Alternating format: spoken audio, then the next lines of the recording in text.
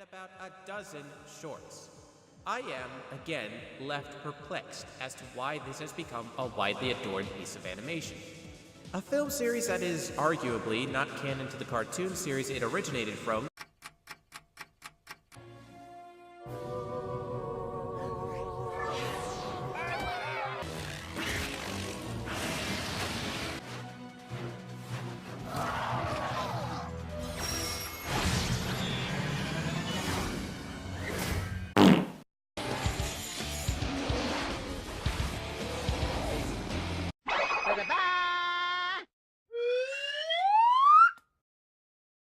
Son of a bitch!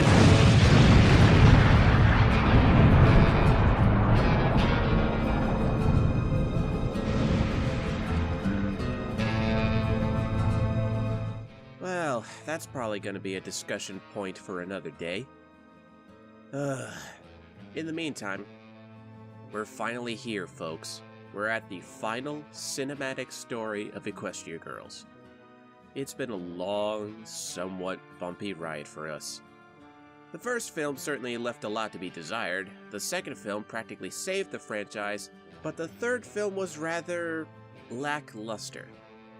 As I said before, Friendship Games wasn't as terrible as the first film from my personal perspective, but it wasn't as mind-bogglingly stunning as Rainbow Rocks.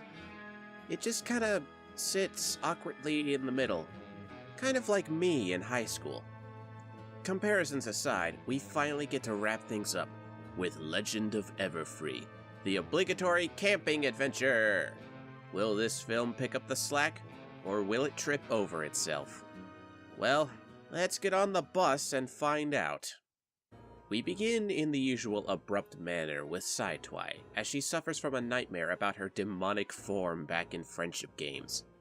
And if anyone new to Equestria Girls ever doubted that I never gave that form the ridiculous name of Midnight Sparkle, listen to this clip. Midnight Sparkle!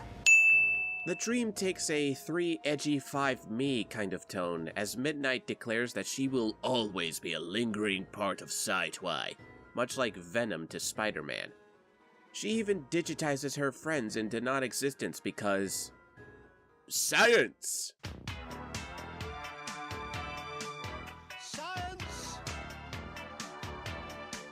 The nightmare doesn't last long, though, as Saitwai wakes up on a bus heading for a place called Camp Everfree. It turns out that between the Friendship Games and this movie, Canterlot High had a fundraiser in order to arrange a 1-week trip to the camp where Principal Celestia and Vice Principal Luna once spent their days as children. After the standard intro song, and an apparent drunk driver who decided to go down the wrong lane in the opening credits, we arrive at the camp where we meet the camp counselor and her brother/fellow camp counselor. Oh, these two. Let me say this right here and now, I don't like these two. On the one hand, we have Gloriosa Daisy, with that condescending tone of voice one uses when addressing children, always trying to get the hype up at the camp and its activities to the nth degree. Granted, in this universe, everyone is just as excited about them as she is, but in the real world, these high school kids would not give anything close to a care. And on the other hand, we have her brother Timber Spruce, who... Oh, right in the middle of the review. Hold up a second, folks. Alright, for the sake of context, who are you, how are you here, and more importantly, why are you here? The who and the how are not important. The why, however... Oh, I think the who and how are pretty important right now. I am here because your review would not be adequate enough to explain how much of a creep this counselor actually is. Oh, so you're a fellow nerd who's upset about someone stealing your waifu? No. I'm a fellow nerd who is disturbed by a 20-plus-year-old camp counselor openly flirting with an underage teenage camper. Would you care to elaborate on that? What's there to elaborate? He's openly flirting with Saitwai. Yes, that much is obvious, but how do you know he's over 20? Because he has to be. The American Camp Association requires all counselors at sleepaway camps be a minimum of 18 years old, and many that exclusively cater to teens require that you be 21 years old. Alright, that admittedly is kinda creepy, but you do realize this is a fictional cartoon universe, right? Yes, and that excuse managed to win over all the shrieking Twilight husbandos when Flash Century came along. Touché. Look, I'm just saying that if people want to insult and bemoan Flash for his shortcomings, then someone objectionably worse deserves no less. Alright, so he's a little older than Sidetwi. I'm sure he at least has some well-written dialogue to win her over, right? You really think so?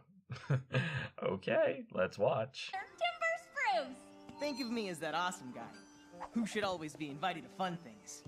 And that is exactly how you don't get invited to an event. If I had someone say that to me and my friends, I would respond with, "No one fun or cool ever says something like that." It's like when you can tell someone's really stupid when they're claiming to be a genius. Yeah, even for a cheesy camp counselor, that was a lame introduction, Timber. Did you know that sapphire tent is the best one? No, why's that? Because you're in it. Ugh, okay, that was just creepy. How? He was just being playful. Yeah, playful. Let's see how much so. First, the context of the line. That tent is the best cause Sidetwi's in it? Ew! And let's just tweak this setting a bit. Say Sidetwi and her friends were of age and out at a club or a bar. Timber walks in and says, "Well, I guess I found the best bar in town, cause you're here." That's a pickup line used by bar-crawling creeps. I know, I've met so many. I see your point. And that is only the tip of the iceberg. Whoa, whoa, whoa, whoa, whoa! This here is my show, not the roast of Timber Spruce. I still have an entire film to talk about here. Somebody needs to bring this up. The fandom isn't doing it. Look, I'll tell you what. Whenever this guy pops up, I'll let you speak your piece. In the meantime, I got a movie to review. Anyways, after that, we get introduced to an obligatory Easter egg, Filthy Rich, who totally doesn't want to buy this camp at all. Gloriosa manages to shoo him away, which leads to Sunset making a discovery. Sidetwi is actually a superhero! No, not really. It's actually Equestria magic. Once again, being completely inconsistent and unpredictable. While Sunset adorkably geeks out about this, Sidetwi is horrified about her new powers, fearing it's connected to Midnight Sparkle. The two make a pact to never talk about it in front of the others, and thus the plot plods along to the next story element, the gift. Apparently, every year, each group of campers in Everfree makes something to leave behind on campgrounds, ranging from gazebos, totem poles, and even a sundial made by Celestia and Luna. No sooner is it introduced than the campers realize that the dock is in need of major repairs. After Sidetwi nearly falls into the lake, only to have Timber save her. Immediately, the campers unanimously decide that they will make a new dock for their camp as a gift. And this leads to one of the most annoying things in this movie. More annoying than Timber? Yes. Rarity's fashion show. Now granted, this is Rarity's initial character trait in the show, a girl obsessed with both wearing and making fashionable clothes, dreaming of a day when her work will be put on display. But in the show, there is more to her character than that, as well there should be with over 150 episodes. But in the EQG universe, her fashionista mode has been dialed up to 110%. In the other films, it hasn't been so much of a problem, and was, actually, more or less, related to the plot. In Legend of Everfree, however, every single time that dock is mentioned, she will always, without fail, mention how this new dock will be a perfect runway for a fashion show, and how being unable to build it will be a tragedy. And every time she does, I just want to— Whoa! Whoa, whoa, whoa, calm down. It's alright. Right. Movie. Moving on. We finally get to learn why this movie is called Legend of Everfree, as Timber of all people tells a spooky, scary ghost story about how his ancestors founded Camp Everfree. only to get harassed by a living tree named Gaia Everfree. Gaia essentially tells the humans to get off her lawn, but immediately backs down after striking a deal with the intruders. They get to live on her land for a while, but she will eventually return and reclaim her land. So, she doesn't even hurt them? She just goes ooga booga booga and then slinks back into the forest? Worst scary campfire story ever. The next morning, Saitwai wakes up to more of her powers going haywire. She tries to keep it under control, but then our obligatory derpy cameo crashes into the dock with a sailboat during a windless day. Saitwai assumes it's her magic's fault, runs away, and begins to sing the first song since the opening credits. Yeah, there's oddly not that many songs in this film. I guess the writers realized that there was enough going on in this film already, so they cut down their quota for Legend of Everfree.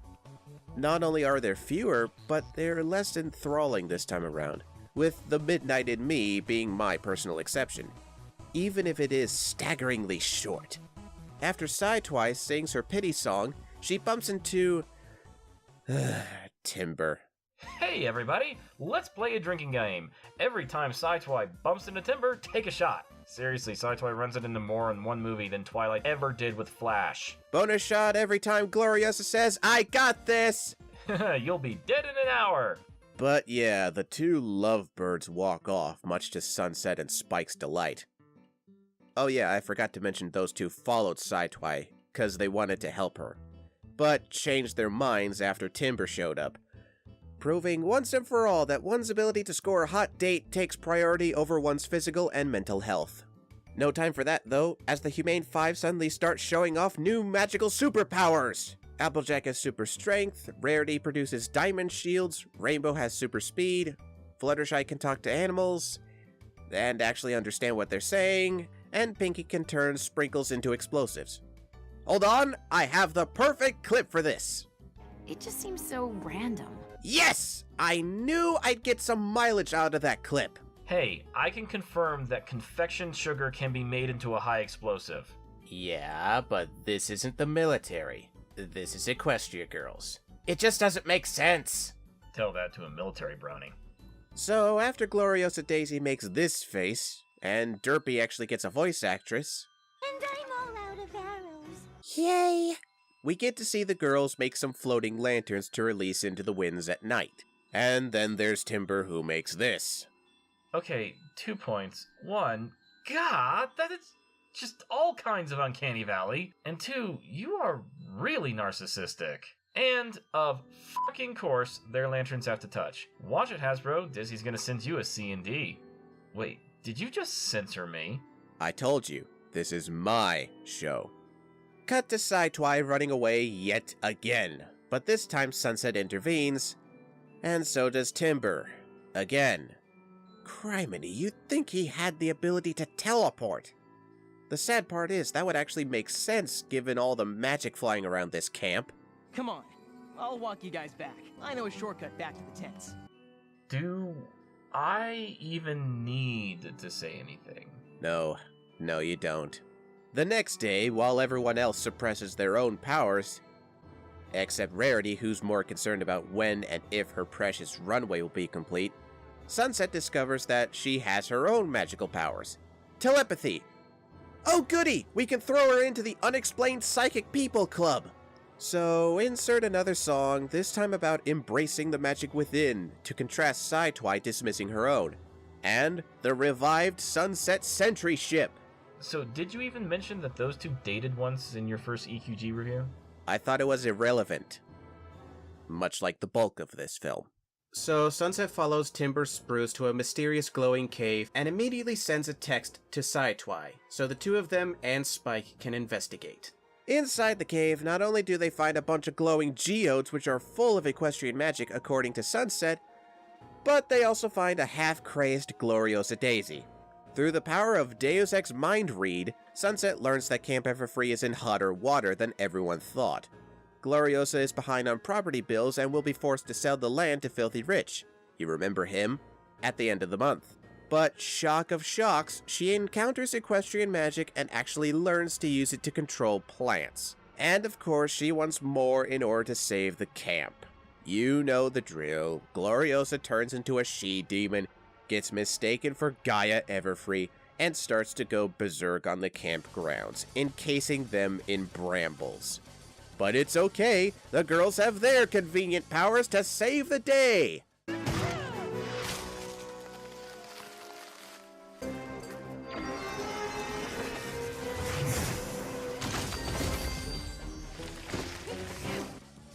Or not. Yes, with an obligatory song, Gloriosa Everfree here proclaims that nature will prevail, and the city will not take over her precious camp. Nature always wins.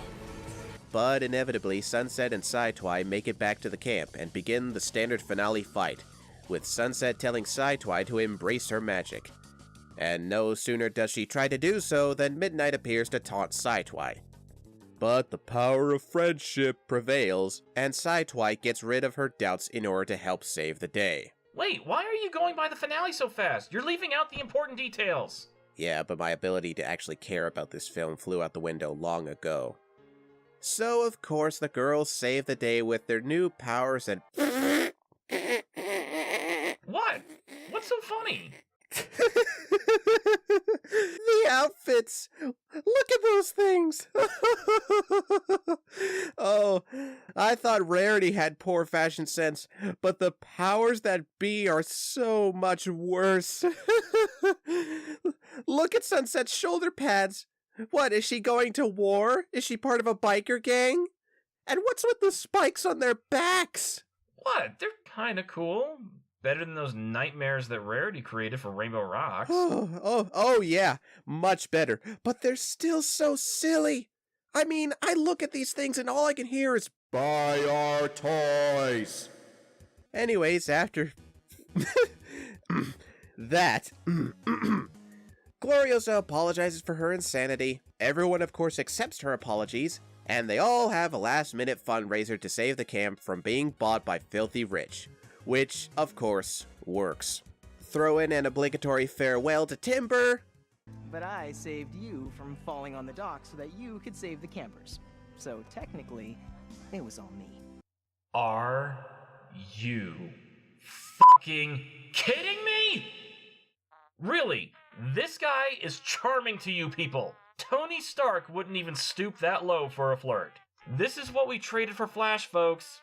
It's like we had a GTO judge that needed some heavy engine work, and we traded it for a gremlin. Keep calm, we're about to wrap up. Add a little bit of foreshadowing, and with that, Legend of Everfree finally ends. Do I need to say it? No, but you're going to anyway. This movie is meh-tacular. Nothing enthralls me, nothing excites me, nothing even slightly amuses me. The characters are boring, the setting is boring, the story is boring, everything is just so boring!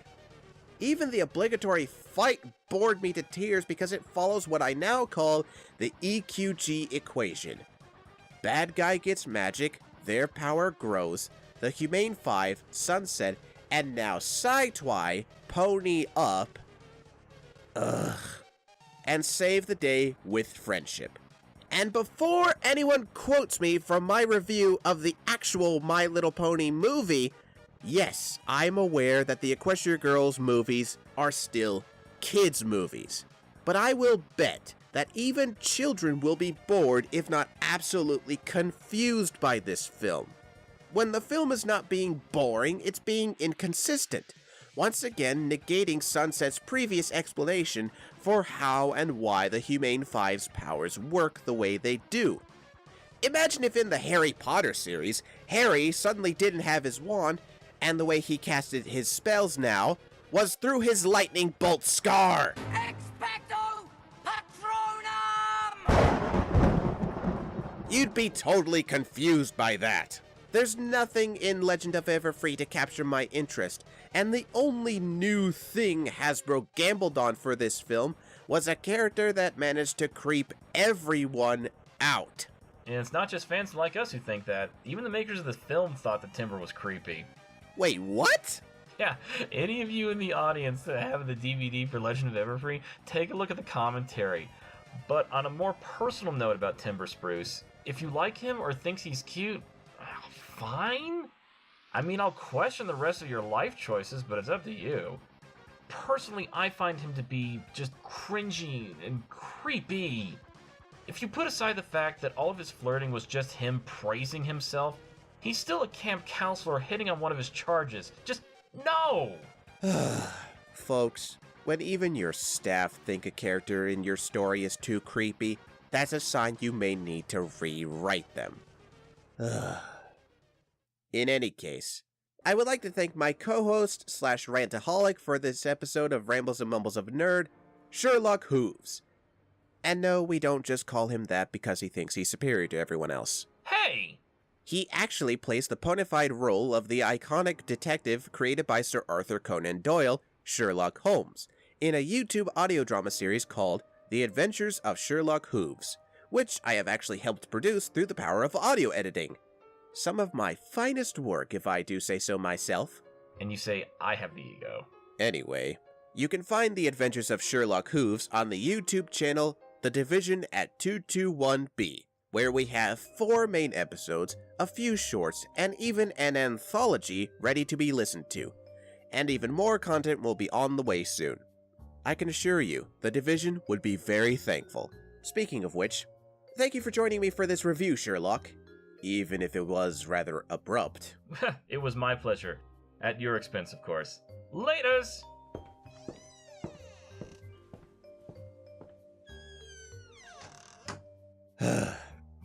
Well, that's all the cinematic EQG films down. What do I think of the franchise as a whole? Come back next time and we'll wrap all of this up with a nice little bow. In the meantime, though, never stop rambling. This has been Rambles and Mumbles of a Nerd, and I thank you very much for watching this episode.